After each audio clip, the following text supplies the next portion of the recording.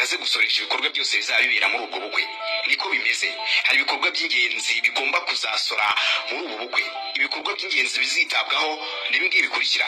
Icya mbere, uzaba yaje kureba uko ubwo bukwe buri buze kugenda agomba kuzita cyane cyane kuri dekorasiyo. Dekorasiyo murabizi nta bukwe bubaho budafite dekorasiyo cyangwa se itsinda cyangwa umuntu runaka ushinzwe kudekora ubwo bukwe kugira ngo aho bari, aho bageni bateraniye ndetse n'abandi bawutashye habe hasa neza. Ibyo rero uwabikoze hari amafaranga angahe cyangwa se amafaranga runaka yishyurwa. Ayo mafaranga yishyurwa ni abageni cyangwa se abateguye ubukwe bayamwishyura. Ayo mafaranga rero agomba kuzajya akatwaho umusoro wa leta. Agomba kujya akatwaho umusoro wa leta.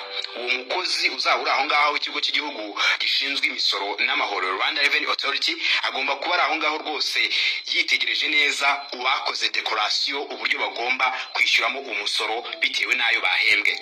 Ikindi gikorwa rero kizarebwaho cyane. Ikindi gikorwa kizarebwaho cyane ni abacuranzi cyangwa se sonorization system. Murabizi neza ko nta bukwe butagira abacuranzi, sonorization. Babandi baba bari gucurangira ubukwe bashyiramo turirimbo abishima bakishima ndetse n'abageni bakabyina. Abo ngabo nabo bagomba kuzishyura imisoro kuko akenshi abashinzwe sonorization nabo burya hari amafaranga baba bishyuwe. Ayo mafaranga bishyuwe rero agomba gukurwaho umusoro wa leta. Uwo mukozi uzaba uri aho ngaho azaba ari kureba uburyo yakata umusoro wa leta kuri abo bantu bazaba bakoze ibijyanye na sonorization. Ikindi kigomba kuzitabwaho kivugwa ni abatanga amafunguro. Hari abantu bamwe na bamwe bakoresha ubukwe ntibitekere, ahubwo bakaba bafite nk'ibigo runaka cyangwa se amaresitora runaka cyangwa se amahoteli runaka ari buze kubakira cyangwa se akanabatekera.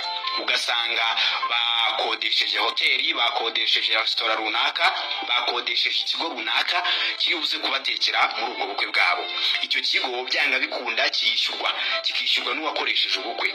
Ubwo rero icyo kigo kigomba gutanga imisoro kubera ko kiba cyishyuwe amafaranga mu gukora ibyo byose. Hari abandi bazitabwaho, ni abandi bose bagize uruhare muri ubwo bukwe, harimo nk'ababyinnyi. Biba ngombwa ko bakodesha umubyinnyi cyangwa se umuririmbyi. Uwo muririmbyi cyangwa se umubyinnyi uri muri ubwo bukwe agomba kwishyura amafaranga y'umusoro kuyo yahawe kugira ngo aze kugira uruhare muri ubwo bukwe.